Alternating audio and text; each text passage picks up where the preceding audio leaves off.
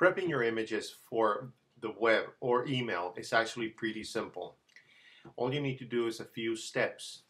So for simplicity's sake, let's say that our final image is going to be 700 pixels across. So what we want to do is go, first of all, double the size of our final output. So in this case, we're going to set our image size to 1400 pixels on the long side. Once that we've done that, what we want to do is go to Filter, Sharpen, Smart Sharpen, select, make sure that we have Lens Blur selected, not Gaussian Blur or Motion Blur, because what we're trying to get rid of is the lens blur. So we're going to start with a 100% amount with a 0.3 radius. You can vary this from 0.3 up to 0.5. Let's keep it at 0.3 for now. Leave it at basic and do not check more accurate. Hit OK. Once you have done that, let's go ahead and do that again. We are going to use the exact same values. Just hit OK.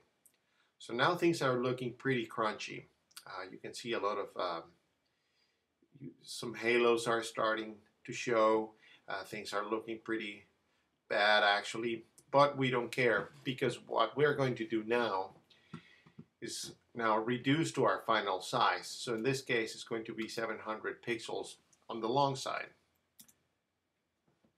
So now that we are here, you can see that things are looking not as bad as they were before. But we are not done. So we need to go back to the Sharpen menu, Smart Sharpen. This time we're going to use about 70%. This you need to pretty much decide on your own what you want to do. What we're trying to rescue here are all these fine details on the trees, all the fine stuff. So in this case, we can always go between, I try to do between 70 and 100, but for now let's just leave it at 85 and hit OK. So as you can see, we have rescued all the details here on the tree branches, on the leaves, on the grass over here, the clouds. Everything looks nice. The lines are nice and sharp. And so our image is ready to be output for the web or for email for that matter. So from here, what I like to do is go File, Save for the web.